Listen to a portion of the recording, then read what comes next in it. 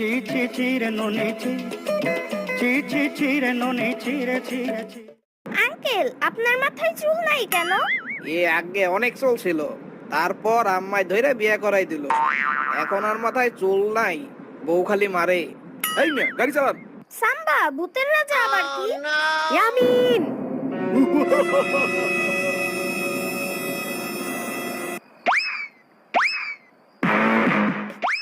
কিরে কোথায় যাচ্ছিস? তুমি কে? আমি ভূত রাজা। তুমি রাজা?